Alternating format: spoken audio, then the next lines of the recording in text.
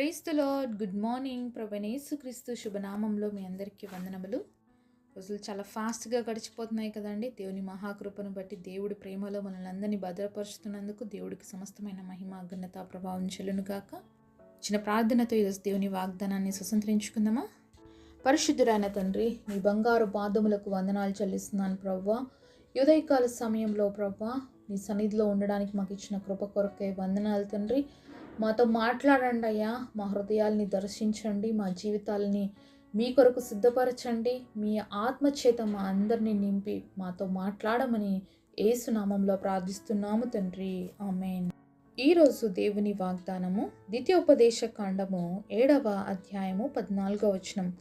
నీవు ఆశీర్వదింపబడుదువు. Deuteronomy chapter 7 verse 14, thou shall be blessed. దేవుడిచ్చినటువంటి అద్భుతమైన వాగ్దానం మనందరి జీవితంలో నెరవేర్చబడును గాక, ఆమేన్. ఈ వాక్యం వింటున్నటువంటి మీలో ఎంతమందికి ఆశీర్వదించబడాలని ఆశపడుతున్నారండి? మనందరం కూడా దేవుడి చేత ఆశీర్వదించబడాలి అనే మనందరి ఆశ, మన యొక్క తృష్ణ, అలాగే మనందరి కోరిక, అంతే కదా. మరి ఆశీర్వాదం అంటే ఏంటి?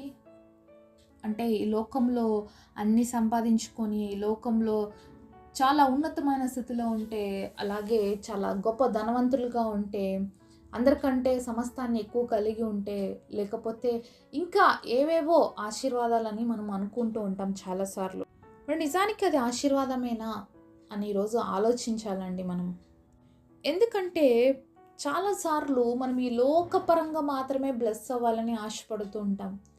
ఈ లోకంలో మనం జీవించేది కొద్ది రోజులు మాత్రమేనండి. ఏ సమయంలో ఎవరు ఎప్పుడు ముగిసిపోతుందో మన జీవితంలో మనకెవ్వరికీ తెలియదు. ఏ సమయంలో ఈ లోకాన్ని విడిచిపెట్టవలసి వస్తుందో మనకెవ్వరికీ తెలియదు. అయినా కూడా మనందరికీ ఈ లోకంలో ఉన్నటువంటి విలువైన వాటిని పొందుకోవాలని, మరి ఉన్నతులుగా ఉండాలని ఆశపడతాము. కానీ అది ఎంతవరకు మన దగ్గర ఉంటుందో, మనం ఎన్ని రోజులు దాన్ని కలిగి ఉంటామనేది కూడా మనకెవ్వరికీ కూడా తెలియదు. కానీ నిజమైన ఆశీర్వాదం పొందుకోవాలి అంటే ఏం చేయాలి? నిజమైన ఆశీర్వాదం అంటే ఏంటి అంటే, ఈ లోకపరంగాను పరలోకపరంగాను. అంటే ఈరోజు మనం మరణిస్తే మనం పరలోక రాజ్యంలోకి వెళ్ళిపోతాము, దేవుడి సన్నిధిలోకి వెళ్ళిపోతాము. అక్కడ కూడా మన ఆశీర్వాదాన్ని క్యారీ చేసుకొని పోగలిగినటువంటి గొప్ప ఆశీర్వాదాలు దేవుడు భూమి మీదనే మనకి ఇచ్చాడండి. భూలోకంలో ఆశీర్వదించబడ్డానికి ప్రయాసపడడానికంటే కూడా పరలోక రాజ్యంలో నేను ఆశీర్వదించబడాలన్న ఆశ మనందరిలో ఉండాలండి. ఒకసారి మనము మత్తయి సువార్త 25వ అధ్యాయము 34వ వచనం చూద్దాం. అప్పుడు రాజు తన కుడివైపునున్న వారిని చూచి, నా తండ్రి చేత ఆశీర్వదింపబడిన వారలారా రండి, లోకం పుట్టినది మొదలుకొని మీ కొరకు సిద్ధపరచబడిన రాజ్యమును స్వతంత్రించుకొనుడి. ఇక్కడ పరలోక రాజ్యంలో దేవుడు తన కుడివైపునటువంటి వాళ్ళతో చెప్తున్నాడు, నా తండ్రి చేత ఆశీర్వదించబడిన వారలారా రండి. ఏమంట? లోకం పుట్టినది మొదలుకొని. లోకం ఎప్పుడైతే దేవుడు ఈ లోకాన్ని మరి సృష్టించాడో అప్పటి నుంచి మొదలుకొని కూడా మీ కొరకు రాజ్యం సిద్ధపరచబడింది. అదేంటంటే పరలోక రాజ్యం. ఇక్కడ ఈ స్థలాన్ని మీరు స్వతంత్రించుకోండి అని చెప్పి కుడివైపు ఉన్నటువంటి వారిని దేవుడు పిలిచి ఆశీర్వదించి వాళ్ళకి పరలోక రాజ్యాన్ని స్వతంత్రించుకోండి అని కూడా చెప్తున్నట్టుగా ఇక్కడ చూస్తూ ఉన్నాం.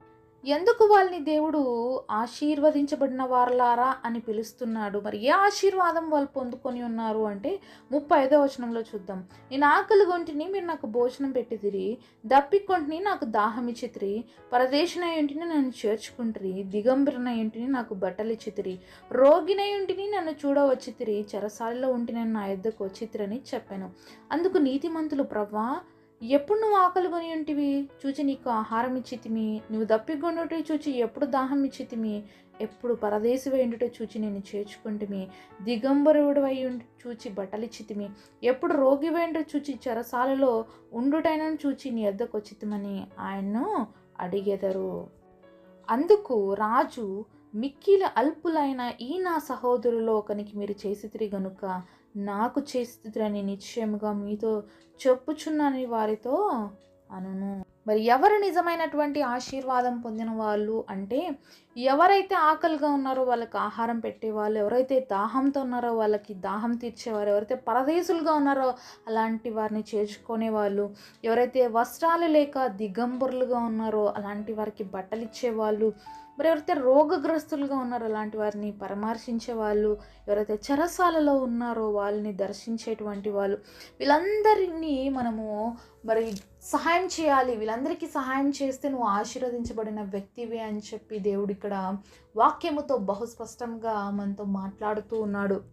వాళ్ళందరూ దేవుణ్ణి ఒక మాట అడుగుతున్నాడు. అక్కడ ఉన్నటువంటి కుడిపై వైపు ఉన్నటువంటి నీతిమంతులు అడుగుతున్నారు, అయ్యా మేమెప్పుడు చేసాం ప్రభా ఇవన్నీ? నువ్వెప్పుడు బట్టలు లేకుండా ఉన్నావు? నువ్వెప్పుడు ఆహారం లేకుండా ఉన్నావు? నువ్వెప్పుడు వస్త్రాలు లేకుండా ఉన్నావు? మేమెప్పుడు నీకు సహాయం చేశాము అంటే దేవుడు ఒక మాట అంటున్నాడు, మరి మీ సహోదరుల్లో ఎవరైతే మిక్కిలి అల్పులుగా ఉన్నారో వాళ్ళకి మీరు చేస్తే అది ఎవరికి చేసినట్లు? నాకు చేసినట్లు అని చెప్పి దేవుడు బహుస్పష్టముగా తెలియజేస్తున్నాడు. ఈరోజు నువ్వు నేను ఆశీర్వదించబడాలి అంటే ఈ కార్యాలలో మనం కూడా పాలిభాగస్లం కావాలండి. మనం చాలాసార్లు చూస్తూ వెళ్ళిపోతుంటాం. ఆకలితో అలమటిస్తున్న వాళ్ళని చూస్తూ కనికరించం. ఎవరైనా దాహానికి నీళ్ళు అడిగితే కూడా ఇచ్చేంత టైం లేదన్నట్లుగా వెళ్ళిపోతూ బిజీగా ఉంటాం. చాలామందిని చూస్తూ ఉంటాం, కనీసం వేసుకోవడానికి బట్టలు ఉండవు. అలాంటి వాళ్ళకు కూడా మనం ఏమాత్రం హెల్ప్ చేయం.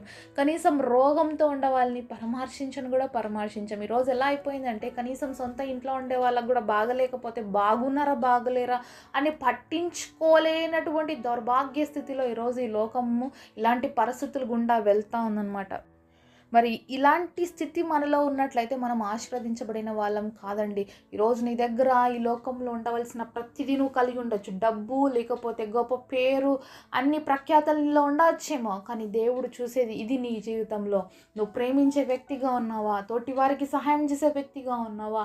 నువ్వు ఇతరులకి అవసరం ఉన్నప్పుడు తీర్చే వ్యక్తిగా ఉన్నావా అని దేవుడు మనల్ని చూస్తాడండి. ఎందుకు ఈరోజు నీకు ధనం ఇచ్చాడు? ఎందుకు దేవుడు నిన్ను ఉన్నత స్థితిలో పెట్టారు తెలుసా? మరి పేదవాళ్ళుగా ఉన్న వాళ్ళకి నువ్వు కనికరం చూపించడానికే దేవుడు నేను ఉన్నత స్థితిలో పెట్టాడేమో, కానీ ఈ రోజు నువ్వు వారికి సహాయం చేయకుండా వెళ్ళిపోతున్నావేమో, దాటిపోతున్నావేమో. కాబట్టి ఇలాంటి స్థితిలో ఉంటే మన జీవితంలో మనం ఏమాత్రము ఆశీర్వదించబడలేనటువంటి వాళ్ళం మాత్రమే అని గుర్తించాలి. కానీ ఎవరైతే నిజంగా పేదవాళ్ళపైన కనికరం చూపించి అలాంటి వారికి సహాయం చేస్తారో తప్పకుండా దేవుడు వాళ్ళని ఇహలోకంలోను పరలోక రాజ్యంలో కూడా ఆశీర్వదిస్తాడు.